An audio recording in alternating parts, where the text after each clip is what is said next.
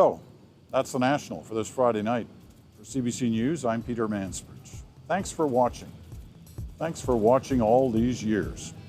It's been quite the ride for me, but always a privilege to be a part of bringing the national story home to you from wherever that story may be.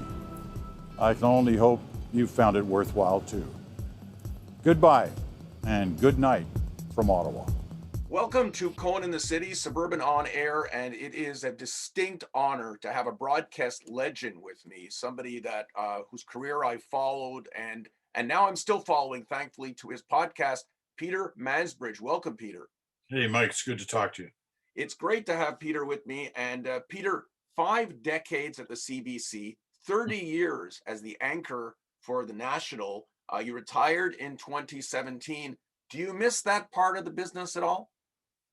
Not as much as I thought I was going to do. I mean, obviously, I was wedded to that for more than half of my life, and thoroughly enjoyed it.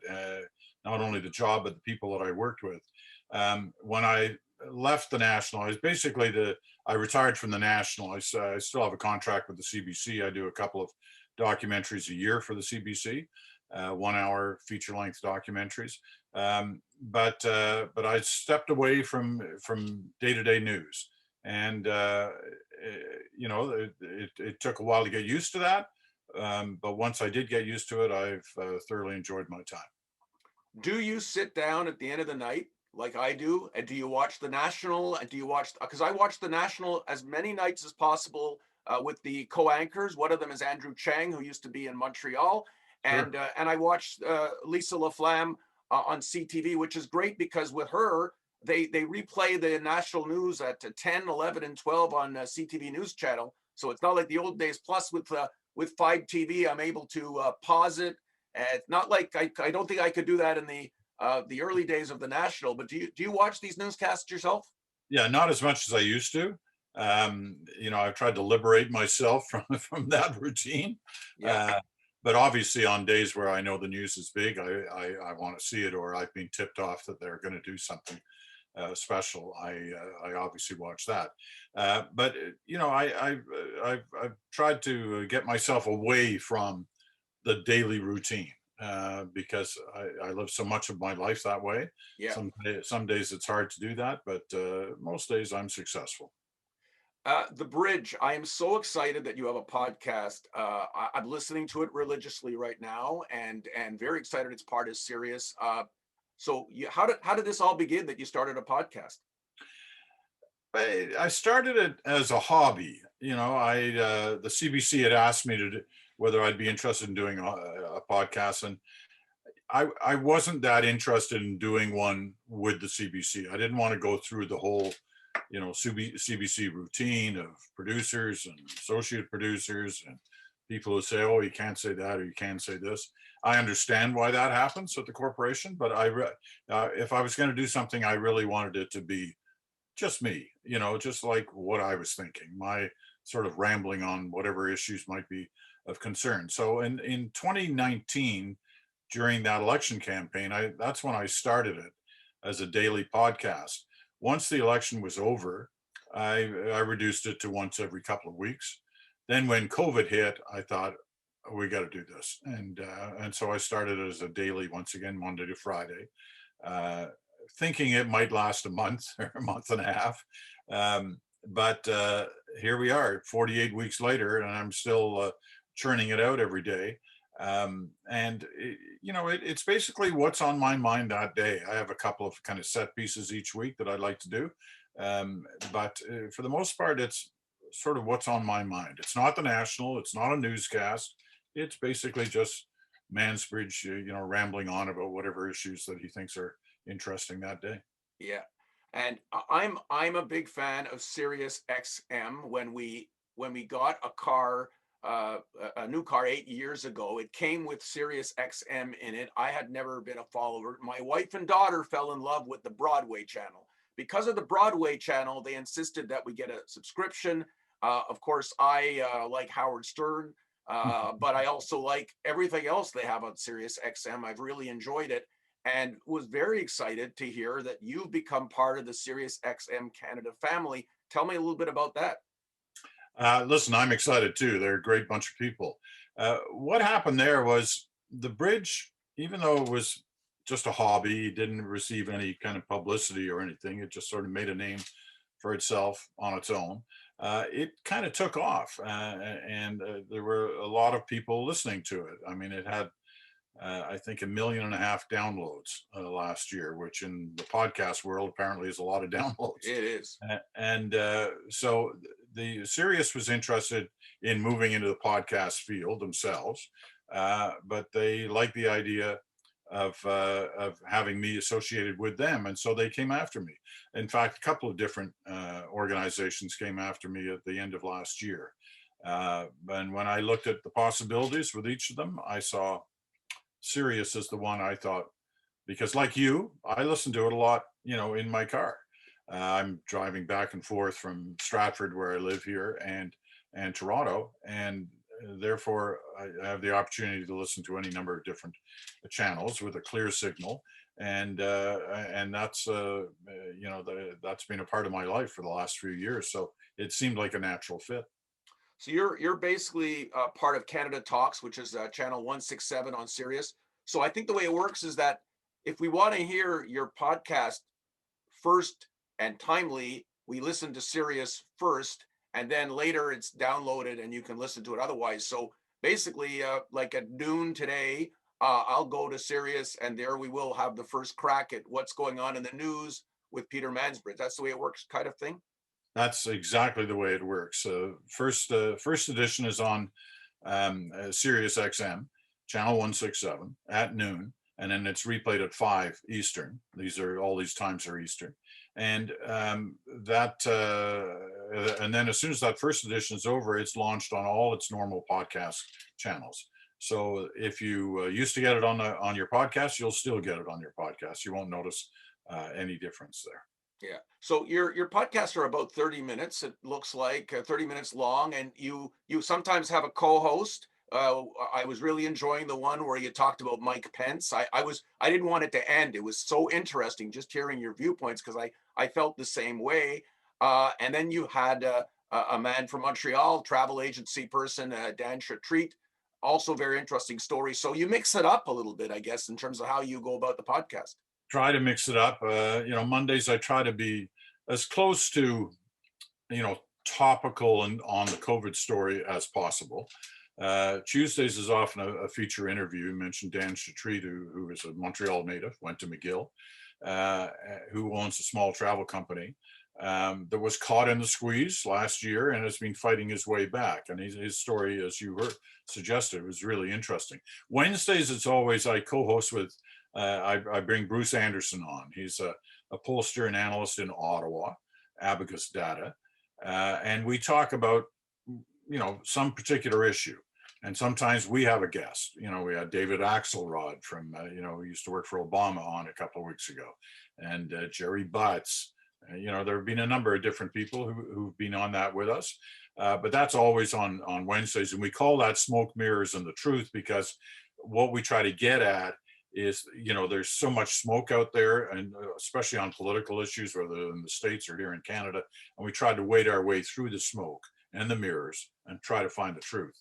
So I'm glad you enjoyed the Mike Pence one, because I still find that's the biggest puzzle to me, is that we don't know Mike Pence's story. He hasn't Not at told, all. and I'm not quite sure why he won't, because he could either save or sink Donald Trump with his testimony. Thursdays I call a kind of potpourri day, where I try to catch up on all the little things I've seen in all the different news agencies that I monitor that haven't received a lot of attention. And then Fridays is really the listeners' day. It's I call it the weekend special, and it's their letters. And the one thing I found in the podcast business, and you might find this interesting, Mike, is that people who listen to podcasts really have a lot to say, and a thoughtful way of saying it. So I really look forward to Fridays, because I get a sense of the country, because these letters come from all over the country and sometimes all over the world. Yeah. Canadians are, listen to their podcasts. And so there's, I don't know, I get somewhere between 50 and 100 letters a week. Wow. And most of them are really, really good. They're not sort of, your wackos. they're, they're people who have really, we don't agree all the time, obviously, but their arguments or their positions on issues are really interesting. And we can all learn from that. So I look forward to Fridays as well. That's the basic framework of how the bridge works. Yeah. Now you've met a lot of politicians in your day, done a lot of interviews, 50 years. So you certainly interviewed Pierre Trudeau many times. What's your take on Justin Trudeau and how he's handled the pandemic and his beard and his messy hair and all the rest of that stuff? No, I'm not going to knock anybody's hair. um, Listen, we're all going to have to make judgments on the way the pandemic has been handled. And my belief, and I argued on and the podcast quite often, is that it's too early to make those judgments, whether you're talking about Justin Trudeau or Jason Kenney or Doug Ford, whoever it may be, because we don't know, we don't have all the facts about the facts they had dealt to them early on with some of the decisions they were all making. But we are going to have them at some point. I mean, the whole issue of how long-term care facilities were dealt and the tragedies in them is a story that needs a lot of investigation and a lot of better understanding than we have right now. The same goes with the vaccine rollout. Listen, for the most part, our political leaders are getting fairly high marks from the public on the way they're dealing with this. But as I said, it's early. We don't know everything yet. The media is aggressively trying to pursue the accountability line, which is their job. And the public, they just want the vaccine. most of the public anyway. And so they're questioning why it's taking so long, which is funny because 2 months ago we didn't even have a vaccine. That's right. We didn't know that we'd ever get one. Yeah. Now that we know that there are vaccines there, we want to know, where's mine? Like, why can't I have it today or yesterday? So you won't get me, excuse me, commenting yet on whether people have done a good job or not. I think they're all going to be accountable for their actions and for the things they've said and done during this pandemic.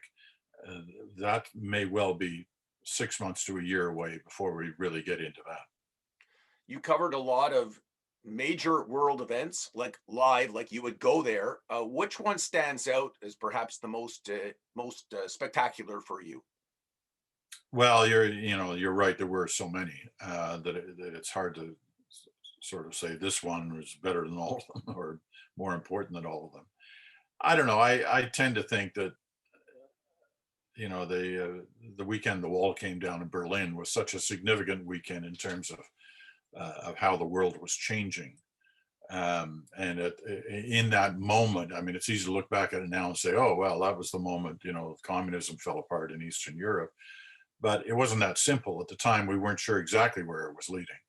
And it took a couple of years after that before before it was clear how things were going to unfold. But I think that, 9/11 was a big deal, but I did all of that from the studio because that was the place to be in trying to handle that story. I was in the studio for 44 hours or something Wow. like that. But I've been all over the world. I've covered wars and various conflicts, droughts, tsunamis. They all touch certain parts of your emotions and certain parts of your journalistic career. I loved Mansbridge one-on-one when you used to do those one-on-one interviews. And my final question to you is, who stands out as perhaps the interview that was the most significant in your career, the person that you interviewed? I get asked that question, not surprisingly, quite a bit. What I like to say is the people that had the most impact on me in terms of interviews, and I did, I don't know, 20,000 interviews and a lot of famous people. justifiably famous. But it was the people whose names you wouldn't even recognize that in the end had the most impact on me, because you tended to think when you were talking to some of these people that you were getting the unvarnished truth. I mean, there was no spin. This was what happened, and they weren't used to being interviewed, for starters, but they told stories. Like I had a new book written with a fellow Montrealer for you, Mark Bulgach, who worked with me at the CBC for a long time. And our book came out in November, and it was #1 bestseller in Canada for 5 weeks. And not that I want to plug it too much, but it's called Extraordinary Canadians, and it uses that very point, that some of the most extraordinary Canadians are ones that you've never heard of before. And we profile 17 people in that book, and I would guess for most Canadians, they've never heard of at least 13 or 14 of them. But they're extraordinary in the impact they've had on our country. And those are really the kind of interviews that had the big impact. Listen, Desmond Tutu, Nelson Mandela, Aga Khan, the Dalai Lama, all the prime ministers and presidents that I interviewed, the movie stars, the sports stars. Those were all, fun, and they're nice to say. Hey, yeah, I remember when I sat across from, Bobby Orr, or Barack Obama, or whoever it might be. But it's really the ones with the names that you've never heard of before who impress me the most. Very interesting. Well, Peter, thank you so much for taking the time to join me. I want to wish you the best of luck, and I'll definitely be listening to your podcast every day. Hey, I really appreciate that, Mike. Thanks for the time. All right, Peter Mansbridge has been our guest.